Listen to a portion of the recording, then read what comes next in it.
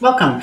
I want to jump to a public service announcement for all of those who go through time change at this time of year, like we do in Alberta and most of Canada. I think all of Canada, except Saskatchewan. Maybe. Don't quote me on that. There are some pockets of, I think, the central zone that doesn't flip-flop back and forth. When I was in Costa Rica, I didn't. Anyway, one thing that you may not be aware of is that when it is time change, right, we experience time change and it's very disruptive to our system. But nature does not experience time change. So this is just my public service announcement. There are way more accidents with cars versus animals after the week after time change, because people are driving at different times and encountering things that they weren't before because of the time change. So just wanted to put that out there to be extra cautious driving this weekend. How are you handling the time change? I think we should do away with it completely. I think it's very, very hard on our bodies. Energetically, it's not good. But it's okay. I want to do a couple of things before we get started. One, I want to deal with some notifications because I have my phone linked to my computer, so I have to turn that off. And I'm going to... Where is it? Do not disturb is on. Perfect. I have a tickle in my throat. So how are you experiencing the time change? How is that sitting with you? We're going to talk about the celestial alignment for the week, and this is according to the living sky. I use true sidereal, but how I do it, I go on a live sky app and I track it. I tracked it for the entire year to take all the transits down for all the planets. And there's a reason why I do that, but that's something that you're going to either align with or not. We're not meant to use astrology as a personality test. And most of us, the only thing we know about astrology is that we have a sun sign in whatever. And maybe we check the newspaper for the local horoscope. But people who are serious about astrology and astronomy, even, they are not using it that way. There's so much more that you can get from your natal chart. One problem is that most of society operates using the tropical, the seasonal, or mainstream astrology is what I call it. And the issue that I have with that is that it's based on the stars frozen 2,000 years ago in the sky, and they've never changed. So every March 20th, whether Aries is in the sun, whether the sun is sitting in Aries or not, we celebrate Aries season. And I don't like working with stuff like that. I'm somebody that seeks out the truth in all things, and I just keep seeking the truth more and more. So I work with the living sky. That's how I work with it. Hi. I don't know if you stayed, Amy, but if you did, hello. So I like to work with the living sky. I like to work with the actual stuff where it is. And that's what true sidereal is it's working with the living sky. And it also incorporates the 13th sign of Ophiuchus, which comes between Scorpio and Sagittarius. So we're going to talk about the celestial outlook for this week. On March 20th, I am teaching Christic Astrology Level 1, which is a certification program. If it's something that interests you, stick around. And if it's not at this time, that's cool. Stick around anyway, so you can learn how to work with the living sky so that you can walk in harmony with it. Because we're meant to live in harmony with all life. We're meant to harmonize with each other. We're meant to harmonize with the plants and animals, the earth herself, and we're meant to harmonize with the planets in the sky and the celestial bodies. So that's what we're going to do today. We're going to talk about the sky and what are we looking at for this coming week. I'm just going to get my notes up for today. How are you doing? How are you handling everything from the eclipse last week? What was the big revelation that you had? because during eclipses, that's lunar eclipses on a full moon, is going to be about revealing something. So what did you find was revealed from last week? Give you something to think on, okay? All right, so many people look at astrology expecting constant momentum. They want to know when to act, when to launch something new, when to move forward quickly, right? It's like pacing with things. And that's one of the reasons why I do utilize it. I want to make sure that the energy is harmonious, not just for me, but for the field when I'm going to be launching something. But the sky, it does not move in a straight line of acceleration. So it's not like I can sit there and go, well, I want to do this, so I'm just going to go and do it, because that's not how it works. Like, it's cyclical and it's a spiral, and it spirals through the zodiacal signs, which all have different effects on the energy collectively and also personally. The first 6 planets are the personal planets. That's where we're looking at the sun, we're looking at the moon, we're looking at Mars, Mercury, Venus, and your rising sign, which you can't find out if you don't know your time of birth. You can guess and get kind of an approximation. You could you could look at all the traits of the rising signs and how they show up and kind of make an idea of which one most aligns with you. But, you know, that's a little bit of a prediction, right? Or maybe it is, maybe it isn't, right? With the rising sign, it's good to ask your friends how they see you showing up, because that's a big indicator too.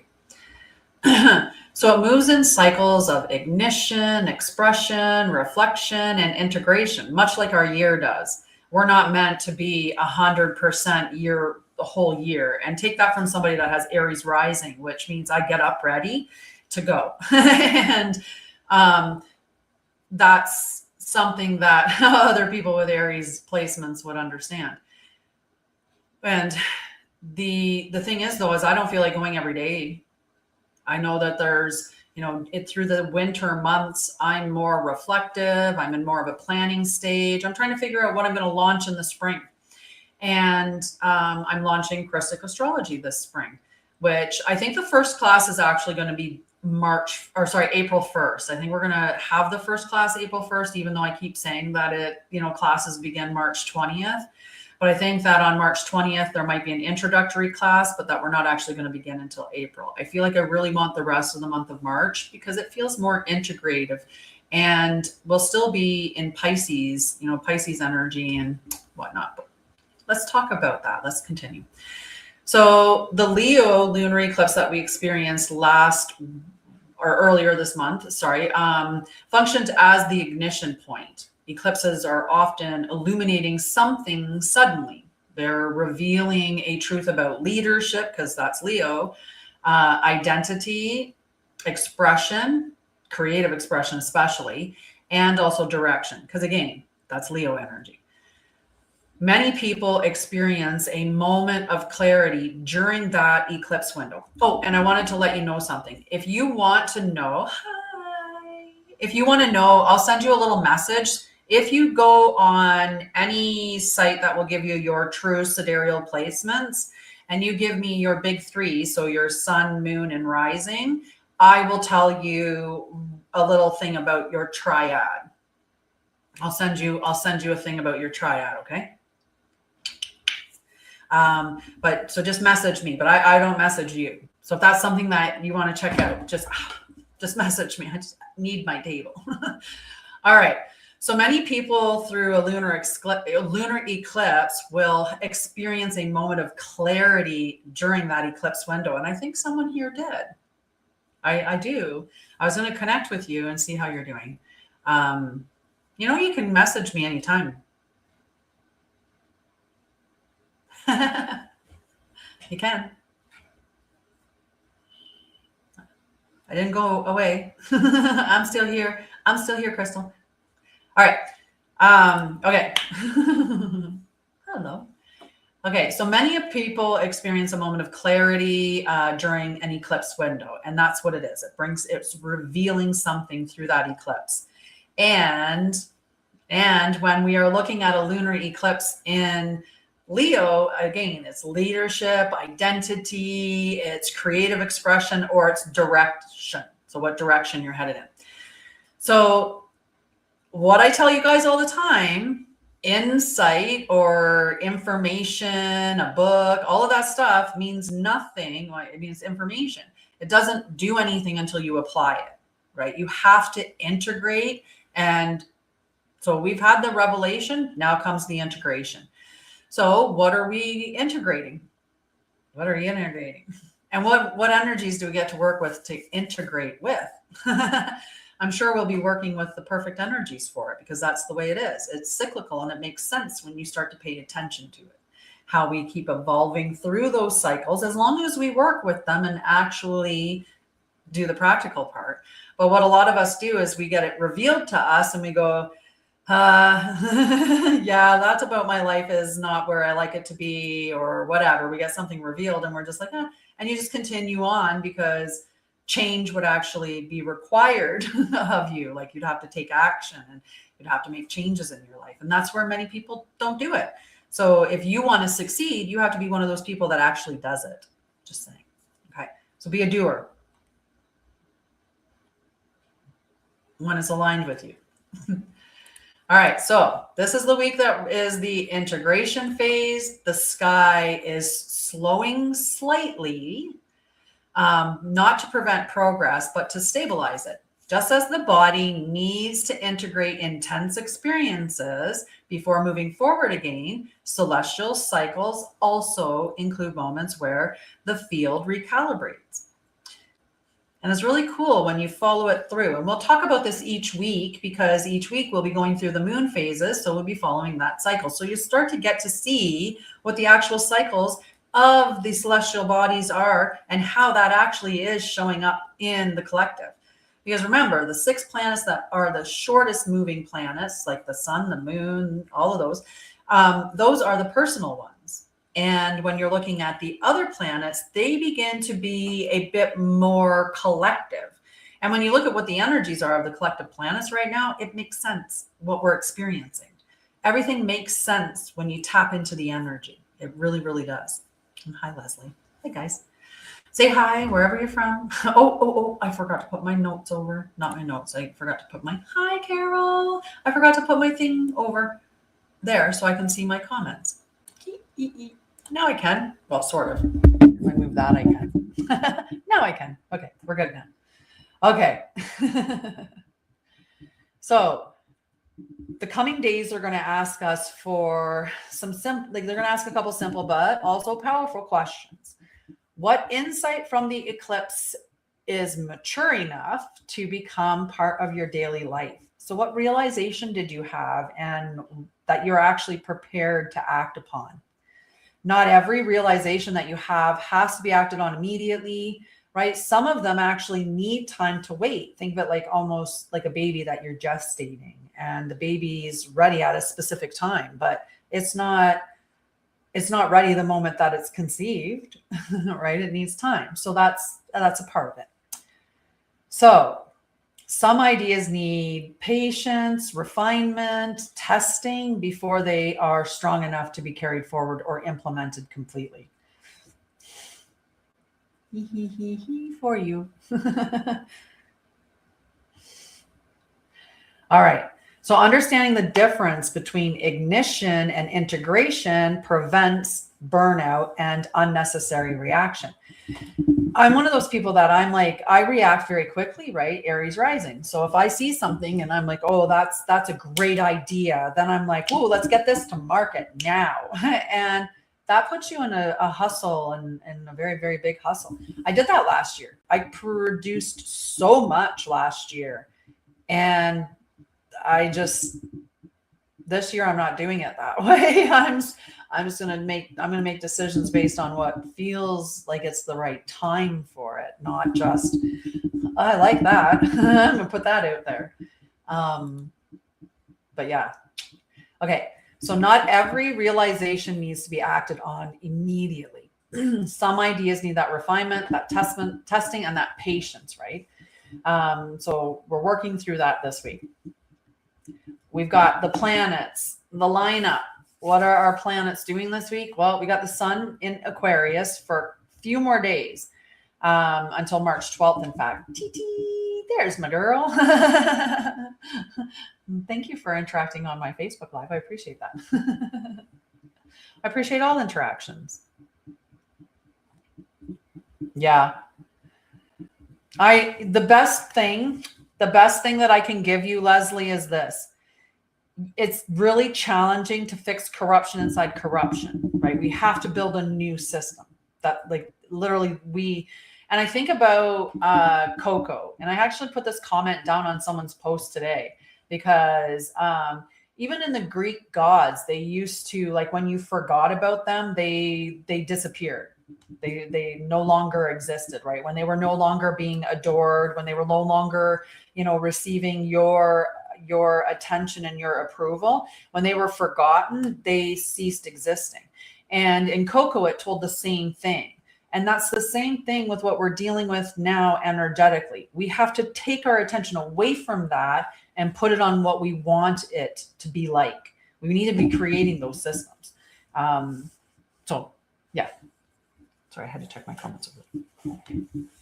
Yeah, that's crazy. Oh, tea time. Got to check it. Okay.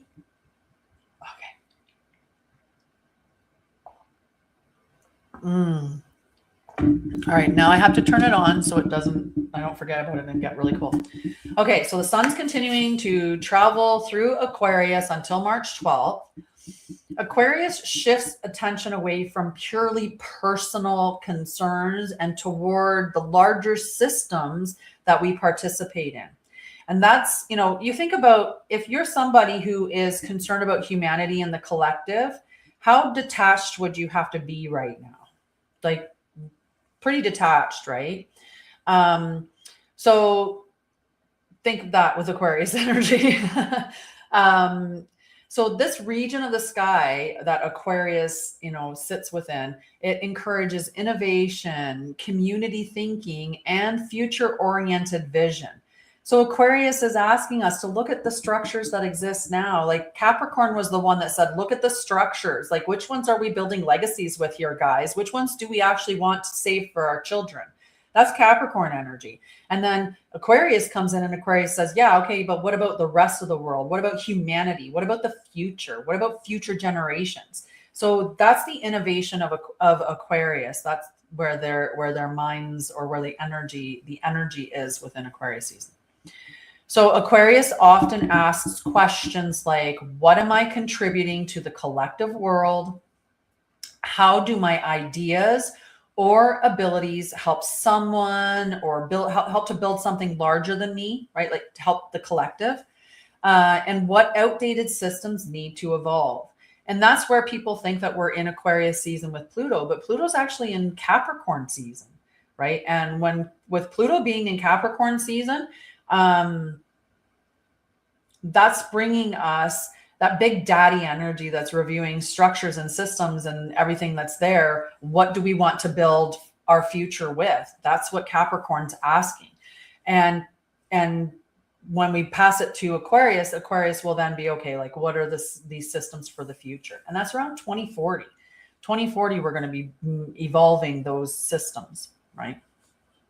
So while Aquarius brings innovation, it can also destabilize older structures that no longer support the future. So Mercury is preparing to retrograde into Aquarius. And that retrograde happens on March 10th. So on March 10th, it retrogrades into Aquarius. 2 days later, we go into Pisces season, according to the living sky. So remember, this is always working with the living skies. Hi, Tammy. We're everywhere today. We're on Facebook and Instagram and TikTok. No, not Instagram, YouTube. That's the other one. We're just everywhere. All right. So Mercury governs communication, thinking patterns, technology, transportation, and how information moves between people. Mercury is about perception, thoughts, and how you perceive things. Like Mercury is much bigger than just how you talk to somebody. And that's a lot of what it's been relayed as communication and technology. But there's so much more that Mercury is responsible for. So when it goes into retrograde, what it's doing is it's asking us to slow our thinking down, slow down, review some things, just wait on, right? So Mercury, when Mercury appears to move backward from our perspective on Earth, the collective mind field slows down. So this does not mean chaos or failure or anything like that. It just means the pace of decision making changes. So we're going to be slower in our decision making. Okay. And that's not a bad thing. It's not a bad thing. Sometimes we make decisions really quickly, right?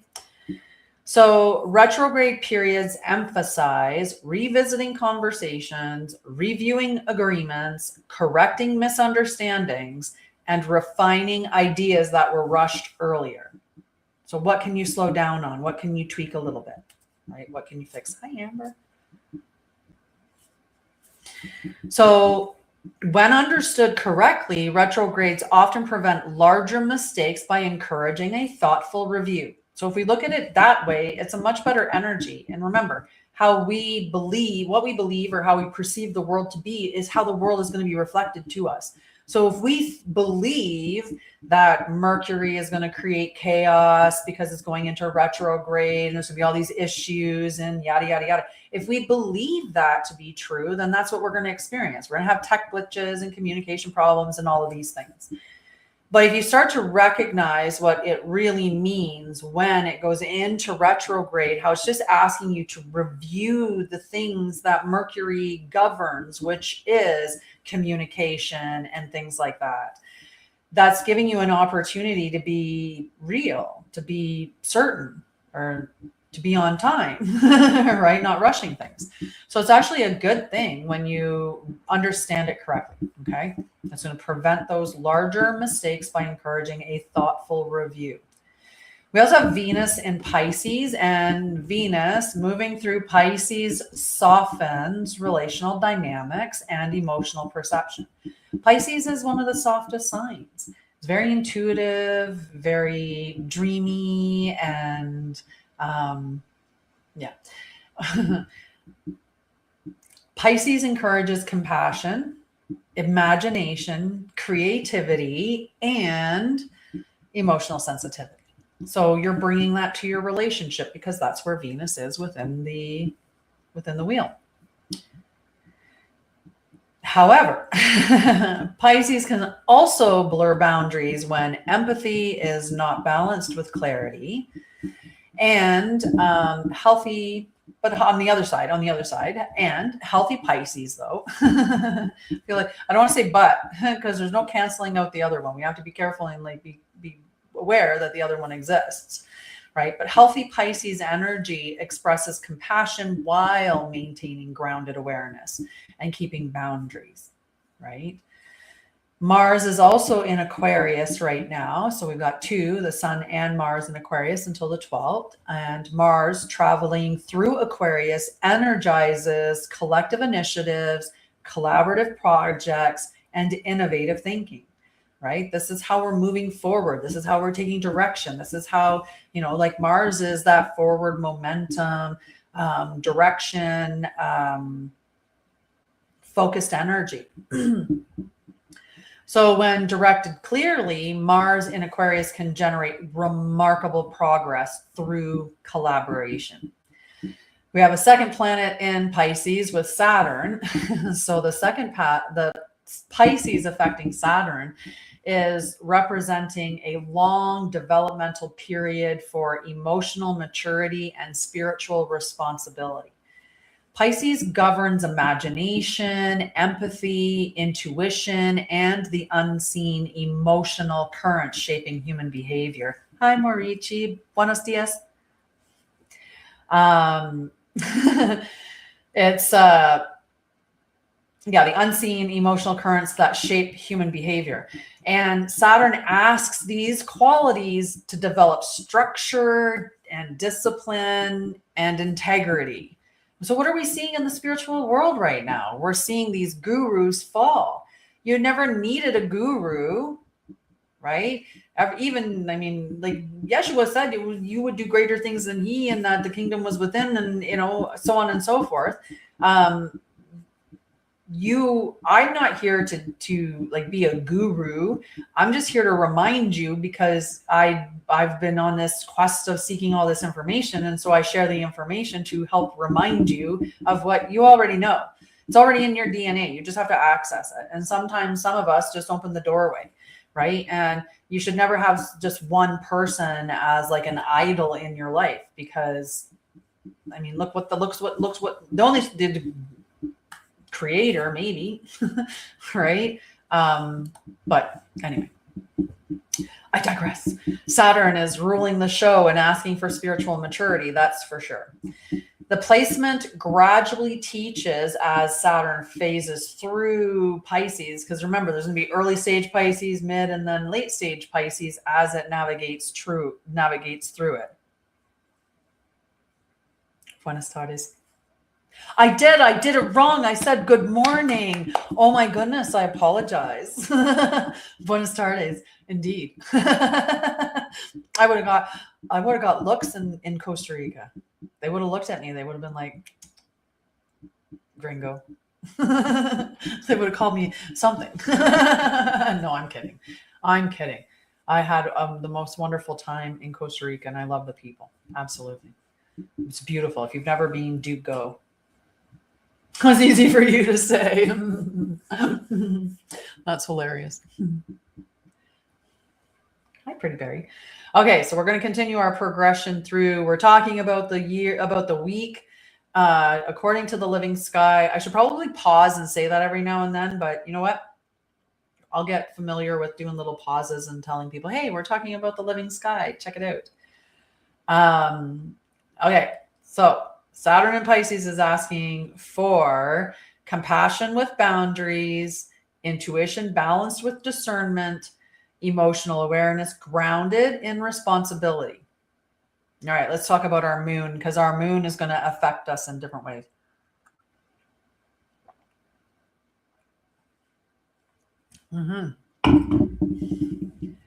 So the moon progression this week is going through Libra. So last week we had the moon with Leo, Virgo, and Libra. It just hit Libra on Saturday.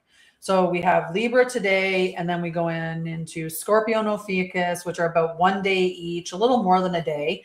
And then Sagittarius, and Sagittarius is a few days. They're all different sizes. You should see what the zodiacal wheel looks like when each planet is, or when each celestial body is given its appropriate slice of the pie according to how much of the sky the celestial body occupies. I did that this week. Say hi. I did that. So it's really, really cool. I'll print it for the next live and I will show you it. Because I'm on three different lives, it would be really hard to show all of them. But if I get it on the next, I'll print it. It'll be in reverse, but you'll get the idea. Or I can even post it. I can post it as a post. I could post it. All right, let's talk about the moon progression. We go from Libra into Scorpio to Ophiuchus and Sagittarius.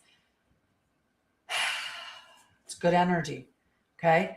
The moon is moving through 4 distinct emotional phases during this week, okay? Each phase processes the insight received from earlier in the month, so from the lunar eclipse. Libra, because remember, Virgo is the one that wants to finesse the environment after Leo has put its authenticity and its heart into it.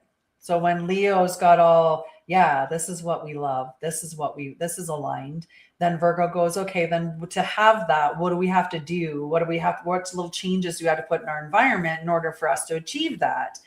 And so then Virgo hands that to Libra, and Libra's like, now we need to look at the relationship. And the relationship is right relationship. That's what Libra wants. Balance and harmony, right relationship.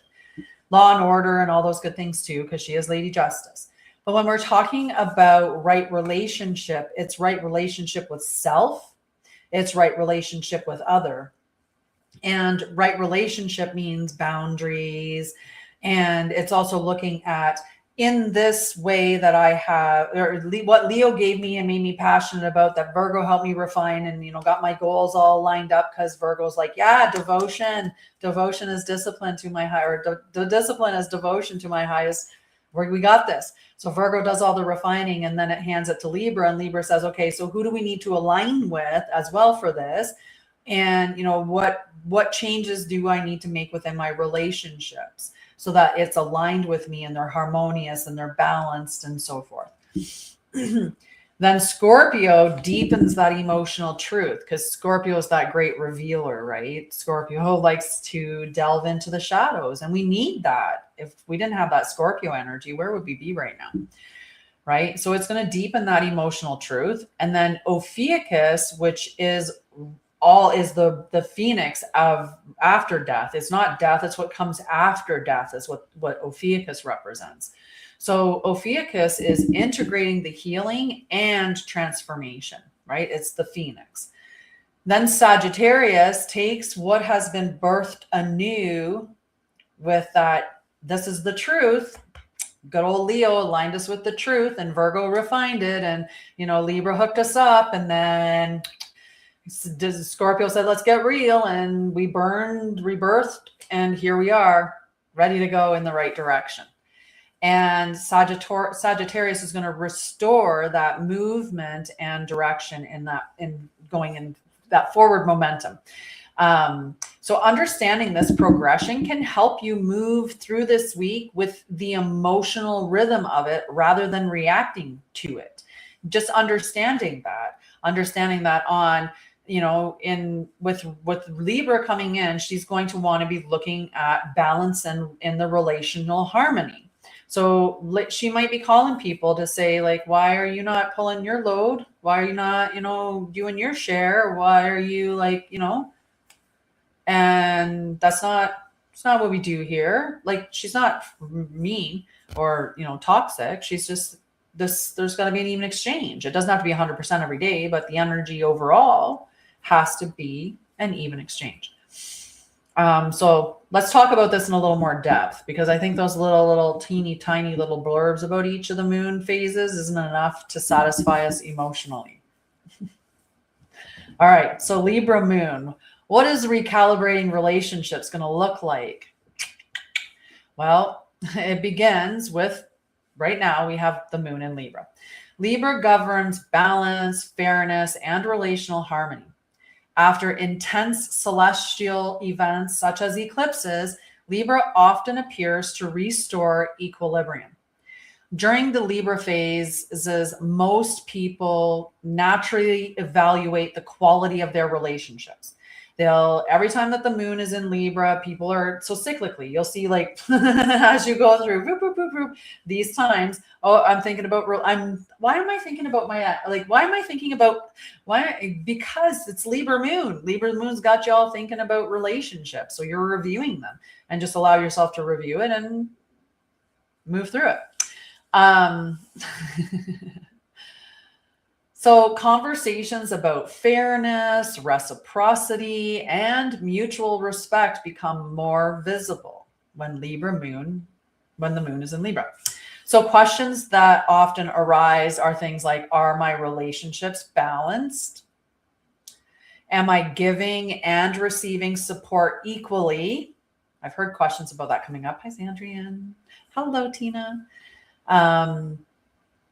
And are important conversations being avoided? That's a big one. All right. Libra does not force decisions. Instead, it highlights areas where balance is needed. So this phase is going to encourage calm communication rather than confrontation. Just block yourself. Don't allow yourself to be open to that stuff. Cleanse yourself. There's so many things that you can do to, like, protect yourself. Like, all this stuff that I do, I don't get attacked. Like, just protect yourself.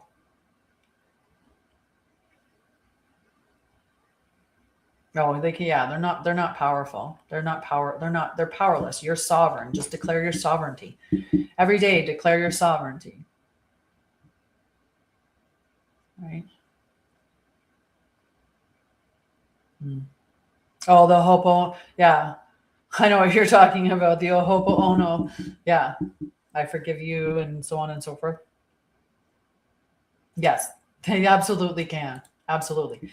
So after we pass through the Libra phase, she hands it over to Scorpio, and Scorpio's like, it's emotional truth time. Let's get real. Let's get let's get real.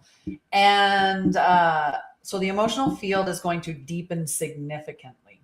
Scorpio governs psychological depth, hidden motivations, transformation, and emotional honesty.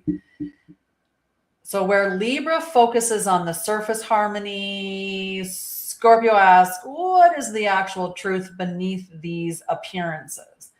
So let's get real. During Scorpio phases, people often become aware of emotions or motivations that they previously ignored. This can feel intense because Scorpio brings hidden dynamics into conscious awareness. Constructive Scorpio energy encourages emotional honesty, facing those uncomfortable truths, releasing patterns that are no longer healthy. However, Scorpio can also amplify suspicion or emotional intensity when not approached consciously. And how many of us are consciously aware of the energies that we're experiencing? Like, even if you're following mainstream astrology, you're still not correct because you're going to be following a phase that isn't actually there. You can confirm what I'm talking about at any moment because you can open up any app that gives you the living sky right now, and you can check what celestial body any of the placements are that I'm talking about, and you'll see that they're in those placements. And so you can verify what I'm talking about, right? It is. And that's how we're meant to work with it. And when you understand it and you start following the flow through the week with following the energies, you see the patterns in everybody else and you stay back. You're like, yeah, I know I'm going to be thinking about relationships as an opportunity for me to review. Are things harmonious? Is there an even give and take? Da, da, da, da, da. And then you can move on to, tomorrow when we go into Scorpio season, or sorry, Scorpio with the moon, you can be asking yourself a little bit more of those like honest questions, like what is the motivation here? Is there integrity here? Like whatever, like, but be cautious that you're not being suspicious. And other people just be suspicious because they're not aware. Don't be suspicious. Don't be suspicious. Sorry, that went in my head so much. I just had to. Don't be suspicious. You know the meme I'm talking about.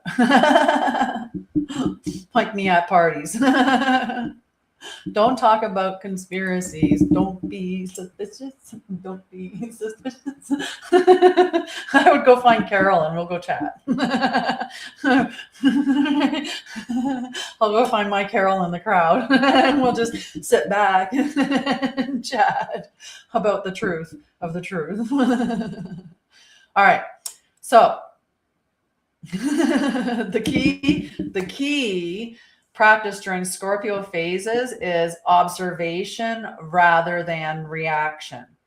Observation. We'd be in the observatory, just watching, just sitting back watching. So I'm a very direct person, more direct than most. And, I'm also like, whether it's my placements, my temperament, or my healing journey, I'm at the point now where I have I'm like, I stand in my truth and I don't have any problem like speaking on it.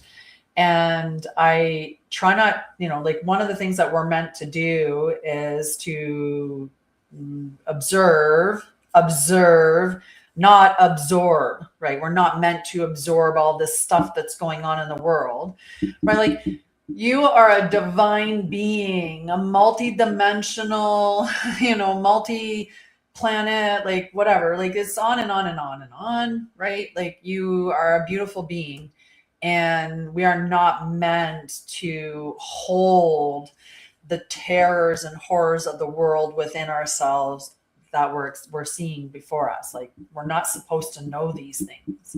We're not supposed to experience them. But we all decided, hey, yeah, send me down, coach. Let me in. I want to play this match. I want to go around at this time. I want to check this one out. I want to see how this unfolds. I think it would be really, really, really, really awesome to be that strong and witness this and bear the emotional weight and transmute it. Not carry it, not absorb it, observe it, transmute it, don't absorb it. But we didn't get taught that yet. We're learning. We're learning. So stay tuned and learn. And we can follow the patterns of the sky as we go through this whole cyclical space, evolving, going through these cycles, allowing us to continually refine our lives and the world, understanding the patterns that we're going through. All right. Then we go to the Ophiuchus moon. I need a sip. I knew I needed a sip.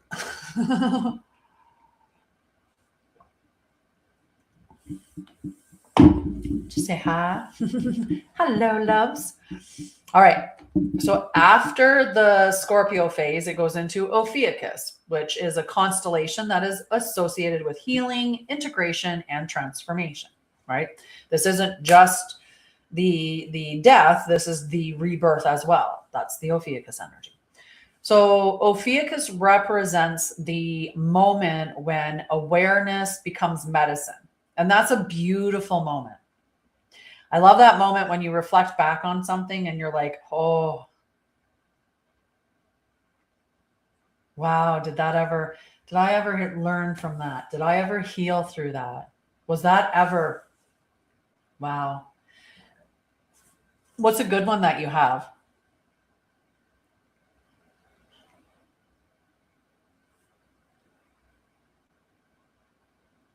Yeah, but you can protect yourself. You can easily protect yourself, shield yourself, right? I made a course. It's on my site. For those of you that don't know, I was a nurse for 20 years. I am First Nations Mohawk, although I don't necessarily look it, but I am. I've also studied with the shaman. I have studied herbology. I have studied all kinds of things because I love to learn and I love to grow and I love to evolve. And hi, I'm an Ophiuchus sun with an Aries rising and a Leo moon. And it makes sense. And I could tell you the rest of the placements, it would continue to make sense. Especially when you understand the planets and what they truly mean.